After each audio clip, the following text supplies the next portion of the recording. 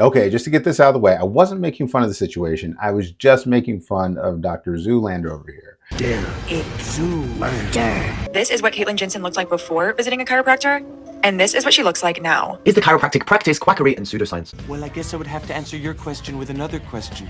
And really, there are two types of chiropractors: those who still abide by D.D. Palmer, their original founding member's principles, and those who are willing to change. This man is largely known for pseudoscientific beliefs, and before founding the chiropractic profession, actually believed that he could cure patients' pain and improve healing with magnets. Neck adjustments can cause something called a vertebral artery dissection, which, in around 1 in 20,000 manipulations, could potentially lead to a stroke. That's really why I would never refer my patients to a chiropractor, and it's unlikely that any other credible doctor would either. And Caitlin's story is tragic. It deserves our empathy and a full investigation. But let's not confuse tragedy with causality. The doctor in that video talks about how chiropractic was founded by D.D. Palmer and that his early philosophy is acknowledged as pseudoscience. And that's a half-truth that's dressed up as a mic drop.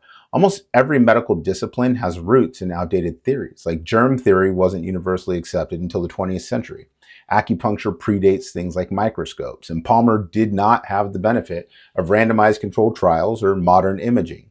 So to call the entire profession pseudoscience because of its origin, that's a little intellectually lazy. Now, I will give you credit for pointing out that many chiropractors, most chiropractors, have moved on from this original theory. Now, let's talk about this 1 in 20,000 risk of vertebral artery dissection. Now, that number is often quoted out of context. It comes from an older study that assumed a causal relationship. More recent studies with larger populations put that estimate at about 1 in a million to 1 in 5 million. But large population-based studies, like the one by Cassidy and Associates in 2008, found no increased risk of vertebral artery stroke after visiting a chiropractor compared to visiting a medical doctor. Why is this?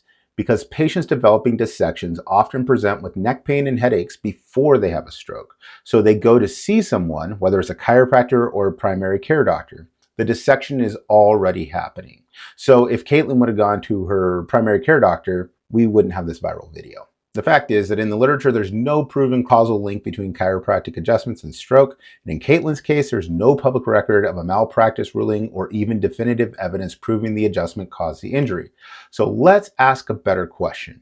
How safe is chiropractic compared to other forms of care for neck pain? Systematic reviews show that spinal manipulation has comparable outcomes to medical care with fewer side effects. And when it's done by a trained professional, such as a chiropractor, it's much safer than the risks associated with long-term opioid or even NSAID use. So if we're going to talk about safety, let's compare apples to apples. Don't base your understanding on a viral video, base it on evidence instead.